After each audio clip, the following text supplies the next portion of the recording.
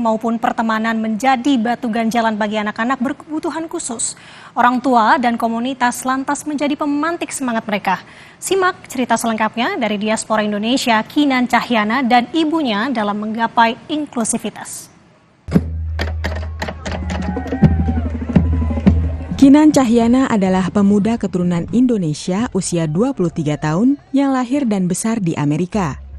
Ia antusias mengikuti acara jalan bersama teman-teman di komunitas Best Buddies. Kinan juga menjadi salah satu penggalang dana di sana. Hi everyone, I'm joining the Best Buddies Club and I work for Best Buddies. And one thing I know that special education, IEP, and Nova tutoring.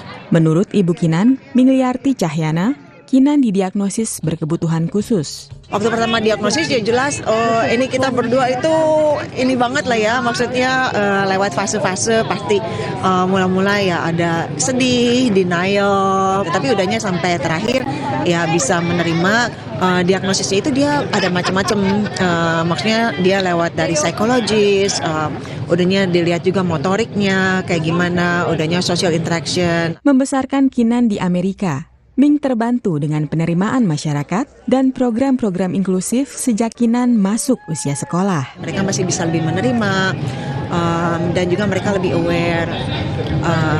Sebisa-bisanya orang lebih enggak memandang rendah kayak gitu terhadap orang-orang yang berkebutuhan khusus. Terus udahnya ya udah mulai ada beberapa wadah-wadah di sekolah juga memang ada, udahnya ada organisasi seperti yang kayak Best Buddies ini atau kalau enggak kayak Special Olympic. Ming juga memperluas wawasannya lewat buku-buku dan berdiskusi dengan sesama orang tua anak berkebutuhan khusus. Yang tak kalah penting menurutnya adalah mengobservasi tumbuh kembang sang anak. Komunitas menjadi sumber kekuatan lain bagi anak berkebutuhan khusus di luar keluarga inti.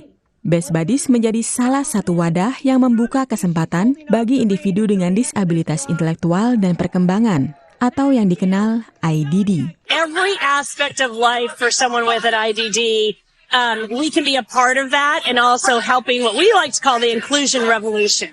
So that someone with a developmental disability is no longer isolated socially, not able to have a job, not able to speak up for themselves. Beberapa programnya adalah pelatihan karir dan inclusive living yang mempertemukan individu dengan dan tanpa disabilitas. I feel like I'm helping them become more independent, learn new skills, new social skills. And me, myself, I've learned a lot as well. I've improved my emotional intelligence. Kinan, yang hobi berolahraga dan bermain biola itu, kini berkuliah paruh waktu, jurusan administrasi bisnis di Virginia. Ia ingin menjadi seorang akuntan. Learning to me, I study very hard. Ming berharap agar orang tua anak berkebutuhan khusus tidak putus asa.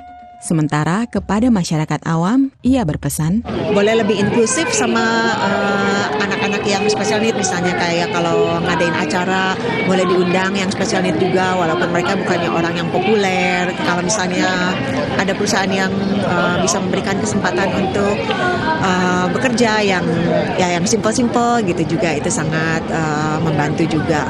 Tapi paling penting untuk orang tua yang punya special need, jangan putus asa, kita terus berjuang.